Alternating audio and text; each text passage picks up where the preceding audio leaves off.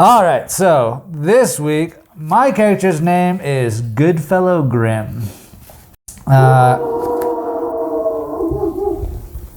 Jesus Christ. That was a good bark. This week, my character is Goodfellow Grim. He is a halfling bard. And I think I'm going to introduce a little differently this time. I want us to envision the Colosseum.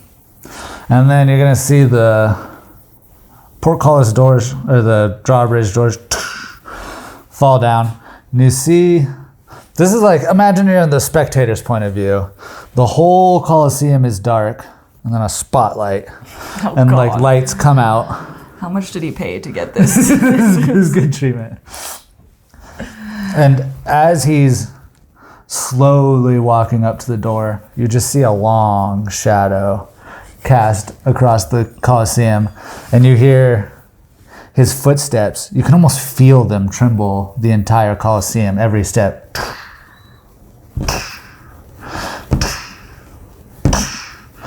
Until right before you can actually start to see him coming out of the door. And then there's a flash of light. He teleports right out into the middle. Spotlight straight on him. It's me, Goodfellow Grim! And he's just this. So like the dichotomy of these two, you hear like these ominous footsteps. He looks like a big villain. Like, it's me, Goodfellow Grim! And he appears in the middle, and he goes, "You guys know what we're doing this time? What am I going to be today?" And it's like improv. So he starts taking things from the crowd. Someone's like, "Be a pirate, be a..." And he kind of just, he casts disguise self on each of the so he like things. turns into them. And he does his performance like, "You think I should be a swashbuckler today?" And he's like, "No, this is level 20 arena. These are all too boring.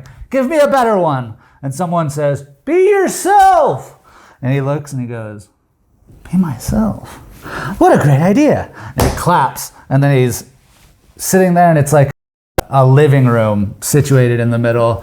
He has his feet kicked up on an ottoman. He has his pipe out. He's smoking it. He's got a little brandy snifter. "Be myself. Don't mind if I do. But we need more. What am I doing today?" He starts taking suggestions, and someone's like, "Go to the pub." And he's like, "That sounds like a marvelous idea." And he gets up and he's like, "But there's bandits about." He puts his little pipe away and he goes, "Oh, that's fine." He grabs a hand axe. It's just sitting right next to his little fireplace, stuck into a log. "This will do." And he goes, "Oh, and a letter opener. That will do." And right before he gets out the door, he goes, "Oh, I might need something else." And he just picks up a handful of arrows and just puts them in his pocket. He goes, "I think that'll do me." And then he walks out and he walks it away. And then that's Goodfellow Grim. So he's a regular at the arena. Yeah, he's like the comedic relief. Yeah, so if we want to go into a little backstory, Goodfellow Grim was like a traveling entertainer. And then one day he was doing satire of a lord, so like making fun of him. Because he's a little... Yeah, he's kind of like... And the lord... Halfling. Oh, jeez. That'll be censored. Halfling. Yeah, so... Yeah, he's doing like his gesture stuff. It ends, and the Lord gets really mad at him, and his thugs start chasing him, and they keep catching him up to him like end to end, but they can never like grab him. But they can get one of his instruments every time. So he like slowly was running out of instruments, and even buying new instruments, he couldn't afford to just keep buying new instruments all the time. So, thank you. Yes, you're a very good dog. He couldn't keep buying new instruments because he just wasn't making enough money. Yeah. So eventually he made his way to the capital city, thinking that he could finally get away, and he was down. He had nothing left, and so he found a gladiatorial arena and just started doing that. And now he's got all his weapons back, and he does like weekly performances, and he always makes sure to do the satire of that lord, like at some point every week. Just like I'm a big shot now. You can't get me anymore. Get me. We should start having you guys rate our backstory. The backstories.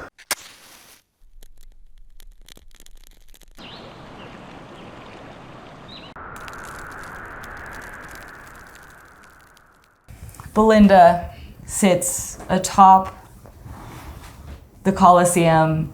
She like sits on like the stand part, kind of on the roof. So she's like sitting up there, looking down at the Colosseum. And right now there's just a low-level fight going on. She's sitting and she's not quite paying attention to the fight. She sits and her eyes kind of rove around the Colosseum. Her eyes are going to the exits, both purposeful exits and exits that she could use in a pinch if she needed to get away. And as she's kind of roving the stadium, her eye lands on a visiting nobleman.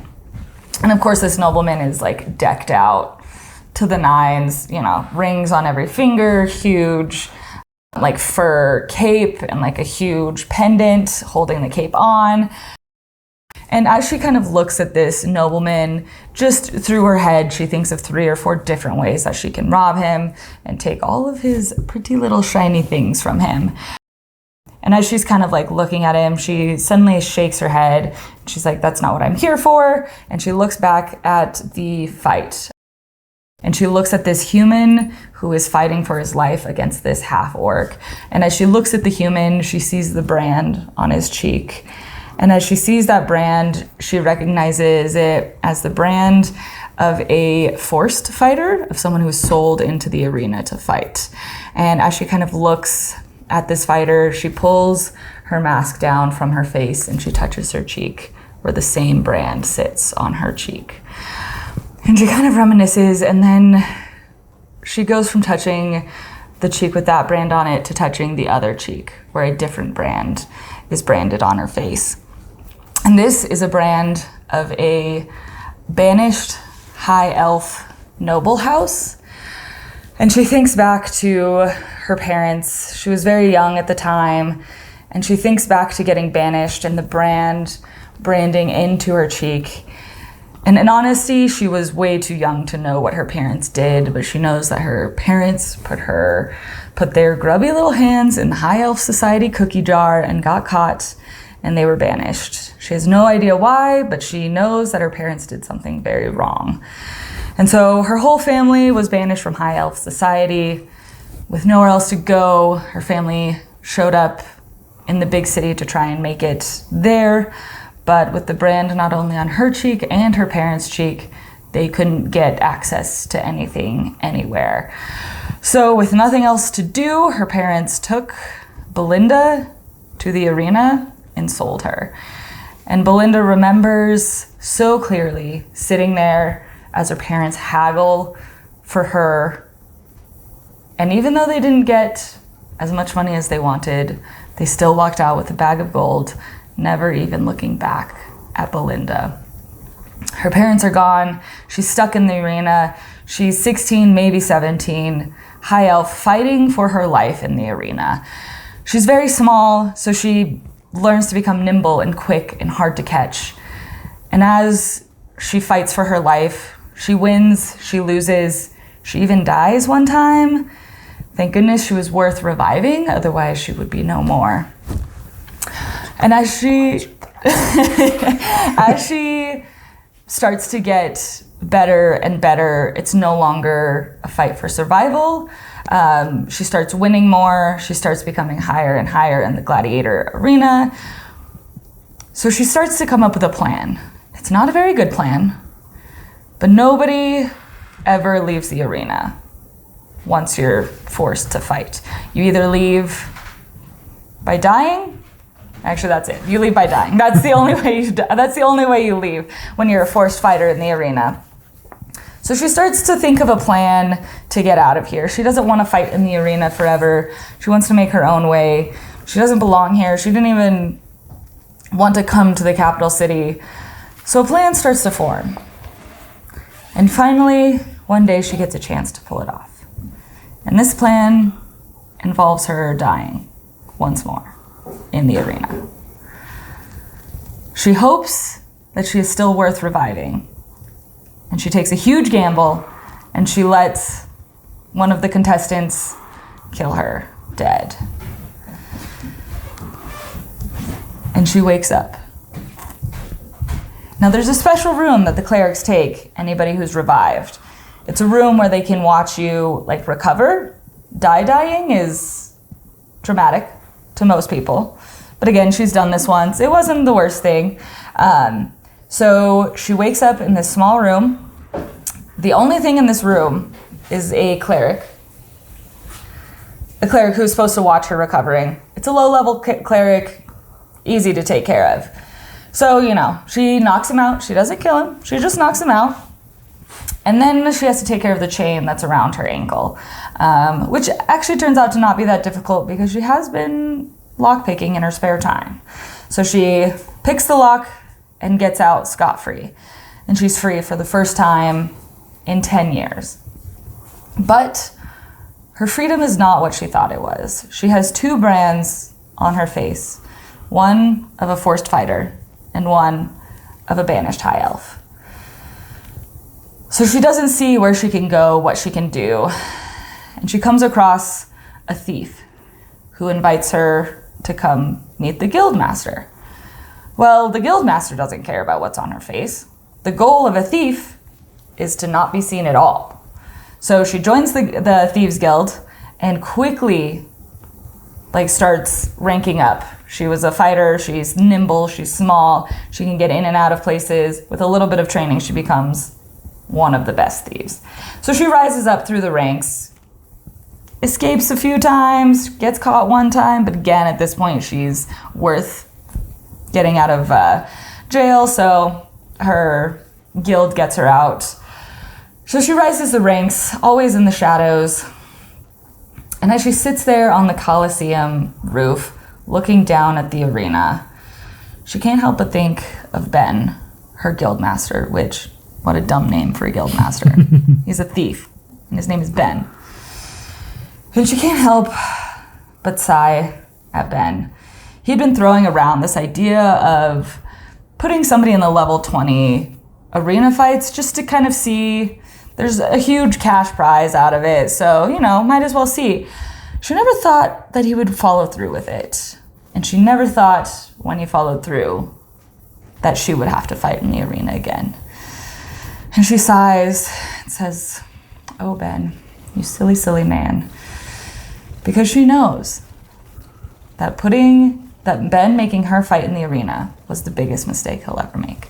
Now, Belinda could have been guildmaster years and years ago. But, like her profession, she loves to work from the shadows. So right now, as she looks down on this arena fight, her plan to overthrow Ben and put somebody else in charge is just taking place. All she has to do is fight in the arena, and her plan will work out just fine. So she sighs, and she's just about to jump down into the arena when the lights go out. The drawbridge comes down and a spotlight shines. She watches this absolutely ridiculous performance put on by Goodfellow. And she sighs and says, "The arena's not what it used to be, I guess." And she just steps down. She kind of jumps, hero lands. Nobody's around her. And she makes her way towards the holding pen to fight in the arena for one more time. You talk shit about my character in your backstory?